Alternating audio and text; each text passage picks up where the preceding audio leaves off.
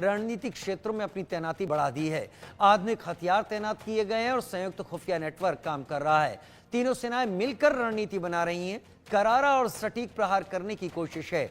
भारतीय सेना की बात करें तो एलओसी पर यूनिट्स को सक्रिय कर दिया गया है।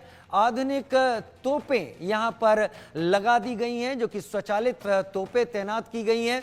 टैंकों की बात करें तो टैंक यहां पर तैनात कर दिए गए हैं। इसके साथ मिसाइल सिस्टम भी तैनात किए गए हैं।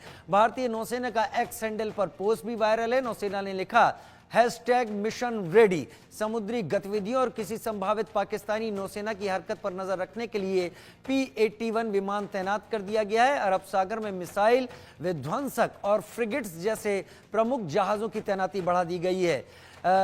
INS विक्रांत को कारवार बेस पर डिप्लॉय किया गया है। नेवी के अटैक हेलीकॉप्टर और एयरक्राफ्ट भी अलर्ट पर हैं, जिसमें खास विमान, खास हेलीकॉप्टर शामिल हैं। एक रिपोर्ट देखते हैं।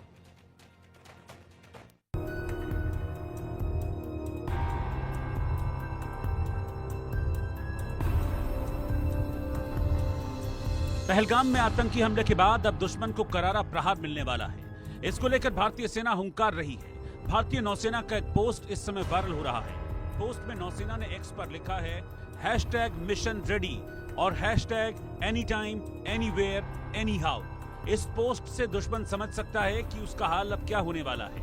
इसके साथ इंडियन नेवी ने कुछ ऐसे टैग्स का इस्तेमाल किया है जो बता रहा है कि नौसेना का इरादा साफ है। पोस्टर में नौसेना ने लिखा है कि power in unity, presence with purpose. कहा जा रहा है कि क्या सर्जिकल स्ट्राइक के बाद अब नौसेना की तरफ से कोई स्ट्राइक की जाएगी। जानकारों की माने तो किसी भी युद्ध में नौसेना की अहम भूमिका रहती है।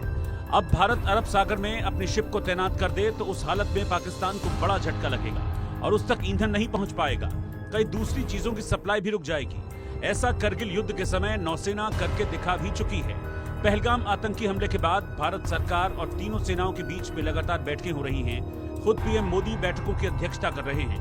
पीएम की तरफ से साफ किया जा चुका है कि एक्शन जरूर होगा। आतंकियों को कल्पना से परे सजा दी जाएगी।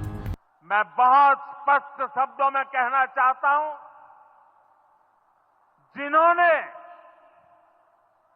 ये हमला किया है, उन आतंकियों को और इस हमले की साजिश रचने वालों को उनकी कल्पना से भी बड़ी सजा मिलेगी। अब सवाल ये नहीं है कि पहलगाम आतंकी हमले के बाद कार्रवाई होने वाली है या नहीं, बल्कि सवाल है कि कार्रवाई कब होगी। दुश्मन डर से थर-थर कांप रहा है। उसे पता नहीं चल पा रहा कि हमला किधर से होगा, कहां होगा और हमले का प्रकार कैसा होगा, क्योंकि पाकिस्तान अपना पिछला अनुभव भूला नहीं है, जब उसे भारत से तगड़ी मार पड़ी और केवल वो तिलमिला कर रह गया। बात केवल नौसेना की नहीं है। इंडियन आर्मी और एयरफोर्स की तरफ से हुंकार भरने वाली पोस्ट सामने आई है। इंडियन आर्मी न रुकने वाली है, न थकने वाली है।